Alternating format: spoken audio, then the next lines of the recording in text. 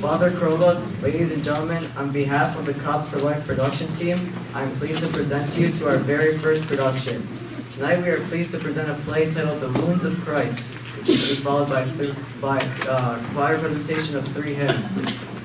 What's unique about this play is that it is a Black theater production, which means that the entire atmosphere has to be completely dark. This includes the stage and the hall. In order for this to be successful, there can be no flash photography or light of any kind. Please no flash. يعني كده ما بيقولش حاجة. ابنك اللي عمل كده. Most importantly, let us remind you that our kids spend weeks practicing and producing this for your enjoyment. So please respect the time and effort put into this play. This includes no talking, chatting, eating, or drinking. I repeat, no talking, because as you can see, there's a camera over here, and we don't want any noise to be heard. Please keep your children with you at all times so we can enjoy this together. For your enjoyment and the enjoyment of others, as well as the concentration of actors, please turn off your cell phone or set it to vibration mode. Lastly, entrance and exits only from the main entrance over there. This includes the restrooms. There can be no entry or exit from the kitchen. Thank you and enjoy the show.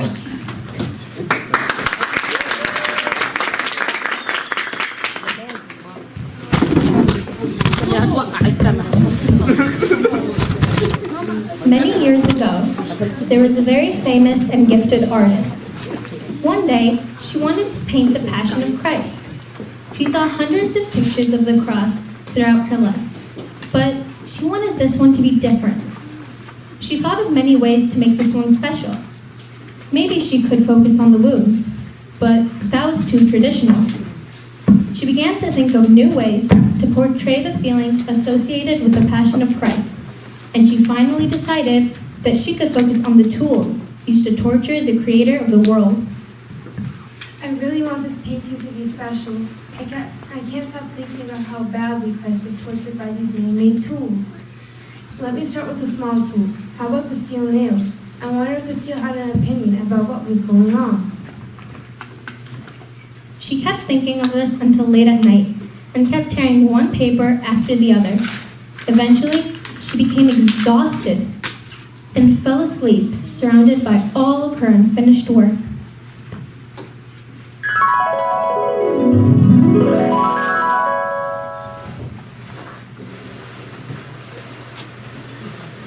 Hallelujah! She finally thought of us, guys. She finally asked the question we've been waiting for. She wants to know how we felt. Do you think we'll be able to say what really happened, guys? I know it's difficult, but we have to try. People must know that we have feelings too. Hello? I was the first one out of all of you guys to touch his holy body. I was just relaxing on a table until a Roman soldier with a strong hand came and almost choked me. I was terrified. OMG! And then what happened? It was terrible. He took me and woke me into 3 leathered hands. I had to hit him 39 times. Sometimes I even got stuck to his flesh, but the soldier would snatch me and I would cut into his flesh. Ouch! This wasn't supposed to happen. I was a nice rope made out of leather meant to make a Calvin Klein belt or even a Michael Kors purse. So why did you become like this? One word, man. Did someone say man? Who said man? Bro, what are you doing here? Let me tell you what happened. God created man in his own perfect image. So? Man sinned, and as a result turned all of God's good creation to evil purposes, even himself. It's so sad that we were all created good but ended up hurting him. Whip, how did hurting him feel? Each time I hit him, he would scream. It was terrible. I would try to curl on myself to avoid him and hurt my own hands or the soldiers, but it didn't work. The soldier kept hitting him again and again. Oh wow, Whip, that sounds terrible. We aren't innocent either, though. We're just 3 nails made from one large piece of metal from the earth. But then... Wait, I thought we were from Home Depot. No, God created us. Not only did He create us, He made us beautiful. I wish I stayed all my life in the depths of the earth and never came out to look like this. Or even, we could have been made into iPhones or something else. So who made you like this? Your friend, Man. Again? Man, I don't like this guy. So how do you feel when Man took advantage of you, Nails? It felt awful. We knew what they were trying to do with us. So we kept trying to slip from their hands so the hammer wouldn't force us to pierce Christ. I would have done anything to avoid hurting the hand that created me. So I hurt his back and you went through his hands and feet?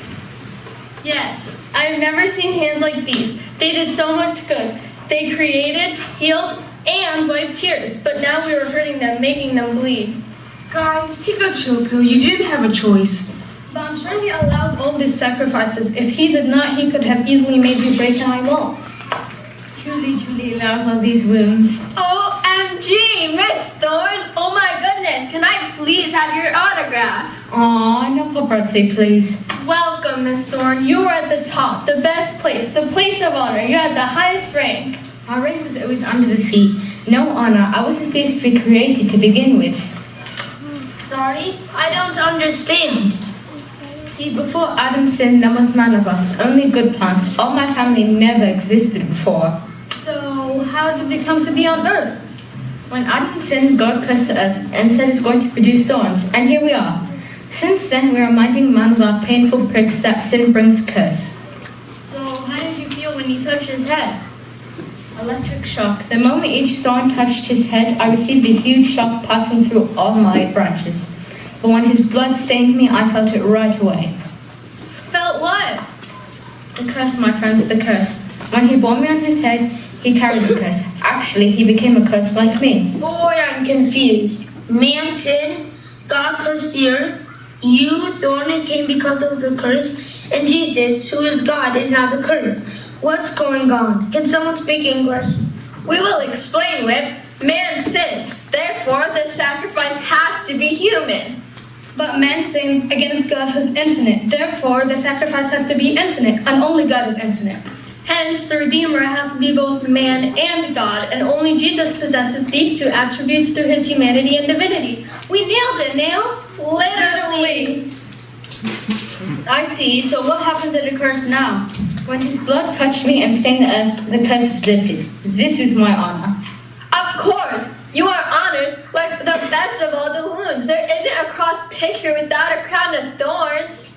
God is amazing. He did not want me to always be ashamed of myself. He replaced my curse with blessing and honor. But what did you see while you were up there? I mean, on his head. Amazing. What I saw was amazing. I thought first he was going to blame me on all the wounds I caused in his head. But then I understood. He was looking to his Father through my thick thorns because he spoke saying, Father, forgive them. Forgive who? His creation and the design of his hands. Great, here comes the one who carried all of us. I carried all of you. I carried the lightest weight any tree may carry. I don't mean an insult. Were you a tree? Of course, I was a tree in the forest of Jerusalem. The youngest of us was a couple of 100 years old. Then man came. Man? Man? Man came and cut me from my roots. I used to hear that my brother trees, when they are cut, they make them into small logs, or to warm a house, or to make a table or a chair. I wish I was burnt warming a house, or made into the worst chair, rather than becoming a cross to torture the one who designed and created me. Tell us what happened. They made me into two big logs, about 8 feet or so, and another one about 5 feet, and this one weighed about 100 pounds. They also made 2 other crosses out of my other tree brothers. So there were many crosses that day. There were 3 crosses. And you were which one of the 3? I wish I was bad would say they would reject me, but I was the best of my brothers. They chose to carry me by my Creator. They chose to carry my Creator and placed the other 2 crosses on either side of me.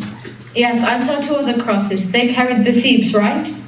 Yes, they did, but what happened to me was different from any of you wounds. My Creator carried me for hours all the way to Golgotha. You cannot imagine my feelings when He fell under me. I'm afraid to say when I fell on Him. Please try to tell us. We need to know. Our Lord was getting very weak. I'm sorry to say because of you, Miss Torrance, and especially you, Mr. Whip. True, just because of me, he may have lost 2 liters of blood. Because of me, he had so much pain. So when he started carrying me, he was very weak. I listened to his breathing. He was panting. His hands were shaken around my waist. Then one time he tripped and fell on the ground. I tried to push myself so I don't fall on him, but a Roman soldier pushed me to fall on him. I cannot believe this, how I can do that. I, who was beautifully made by his hands, I dare fall on him. I don't mean to hurt your feelings more, but humans say on every Holy Friday that our Lord was crushed. Couldn't they be speaking about you when you fell on him? I don't know if humans realize, but the soldiers used each of us, especially me, to wound him so for them to be saved. They should know I crushed him for their sins. What happened when you arrived to Golgotha? Why do you want to remind me? Anyways, when we arrived there, they put me down and laid our Creator to sleep on me. To tell you the truth, before they put any of you nails in him, this was the best 5 minutes that passed by the life of any tree. I had him lying on me. For a minute, I thought he misses me, as if he wanted to hug me, as if he waited for me for years. And then what happened? You know what happened after. They took us and pierced his hands until we were fixed into you, Mr. Cross. I'm sorry, Mr. Cross, that we hurt you. I mean, 3 big nails going through you. I actually did not feel for you or anything at all, frankly. I think when you went through his flesh first and his blood stained me, I think I was numb, unaware of any pain but his. You guys may not know this, but a tree, when a drop of morning dew falls on me, I used to feel refreshed just by that. How much more was the effect his blood had on me? I can't describe my feelings when the blood stained me. But by then he lost so much water, to the extent that he said, "I'm thirsty." He was thirsty. He thirsted literally for water, but also for every soul which needed to be saved. Are you the sponge of wine? I wish I was good wine. I would be merciful on his thirst, but I was vinegar mixed with bitterness. Frankly, I want to ask you, why did you come to the cross that hour anyway? It was an old custom in any crucifixion to give them this type of drink before they die to numb their pains, so they don't scream or curse in their last hour. But he never cursed. On the contrary, he forgave his crucifiers. And when he screamed, he only did to submit his soul. But his pains were enormous. Maybe you should have helped him. I tried, but when he tasted, he refused to drink. Yes, I remember when they raised you up on the hyssop to reach his lips. They hit me instead. Frankly, you taste disgusting, but why did he not want to drink? He refused to drink because he didn't want anything to reduce his pain.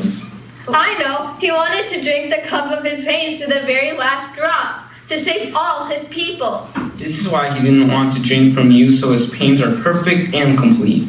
You all were part of his sufferings when he was alive, but I'm different. I know you. I saw you. You're the spear. Yes, I'm the Spirit. Longinus, the Roman captain, used me to prove that he died. I was afraid they had to break his legs. No way, Jose. He said none of his bones would be broken. I was standing on the side, leaning and watching all his sufferings. Like you nails, I wish I melted or twisted before I see or been used to torture my Creator. But then I saw Longinus, who was a good Roman soldier, and had to prove to the pilot that he died coming to grab me. And then what happened? He thrusted me from below into his right side, going deep into his heart. And suddenly a gush of water and blood came out, staining me and Longinus. To the extent he threw me, saying, "This is truly the Son of God." He is truly the Son of God.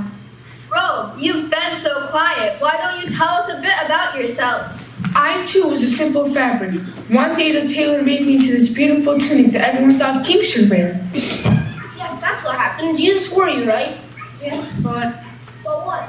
you see, for a moment, it felt royal when I touched his holy body. It felt like everyone would bow down to the king. You should. After all, he's the King of Kings. No, it wasn't what you think. How come? The minute they put me on him, they stood mocking him like a criminal or a slave. Some slapped him while others spat on his face. Yes, I remember this scene like it's happening now, Rube. It must have felt terrible, like me. Yes, my friend, I did. I felt like your ardent you would blame. But interestingly, Jesus didn't. Really? He wasn't mad? How was that possible? Yep, I could see him looking at them with compassion and mercy. Then I realized how much he loved them and us. It's because of that love that he came in the first place. You are right. I remember when he forgave the thief on the cross and told him, "Today you will be with me in paradise." Aw, I'm really touched, guys. Yeah, out, Rock. You have feelings? I beg your pardon. Of course I have feelings. You think I'm stoned? Kind of. Okay, I'm stoned, but I'm also a beautiful creation and I have feelings like the rest of you. Okay, tell us your story, Mr. Feelings. I was an ugly rock that didn't have any function in life. No one ever thought to use me. Yikes. So how did you get involved with this? After you were all done torturing him, they brought him down from the cross and clothed him in linens, and Joseph of Arimathea brought him to a new tomb. Okay, what does that have to do with you? Easy, buddy. I'm getting there. One day, contrary to my typical boring day, I saw a very sad scene. Mary, the mother of God, bringing her own son, the creator of the universe, to a small tomb. I even saw these water droplet things coming out of her eyes. You mean tears? Sure. After they placed him in the tomb, the Jews asked Pilate to secure it, so they pushed me to seal the tomb and put God's on call. Cool, you got to see Roman soldiers? Yep. Then what happened? Well, very early Sunday morning, while the guards were still asleep, something happened. What? A mighty angel from heaven came down and pushed me to the side. That must be scary. Maybe to the soldiers, but not to me. I was full of joy and happiness. I saw the most beautiful scene ever. I saw my Lord arising from the tomb, defeating death by his resurrection to save mankind. Lucky? Definitely you are lucky, and not like all of us who inflicted every wound on his body. I'm embarrassed. I'm sad. I'm mad. I'm angry. I'm disgusted. I'm regret. I'm sad. We already said that. Oops. I'm ashamed of myself. Do not be sad, my children. I created you all because I loved you all very much. And when mankind fell into temptation, my Father sent me to save his creation from the pangs of death. But Jesus, we hurt you and wounded you. Do not be sad, my children. I chose to come and carry your sins. This was a much bigger burden than the physical pain you were talking about. Is that sin still a problem? Yes, every time man sins, it's another nail in your hands and feet. Or whip in your back? Or spear in your side. I was afraid you would look at me like you looked at Peter when he betrayed you. Oh, tell me what you told Judas. Friend, why have you come? It is true that every sin is a betrayal, similar to Judas and Peter. You should be faithful like Peter, knowing that because of my love, that there will always be hope for forgiveness and redemption. But Jesus, I feel so bad. You carry me like a criminal. What a shame. Not at all, Cross. It is because of you that mankind is saved. You are now a sign of victory and power.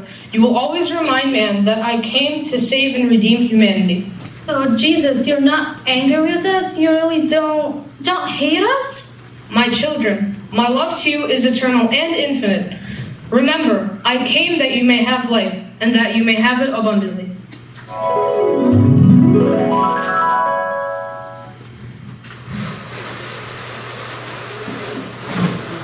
Oh my God, what an incredible dream. Now I know exactly what to paint. Oh no! I'm going to be late for choir practice. Uncle Emmett's going to kill me.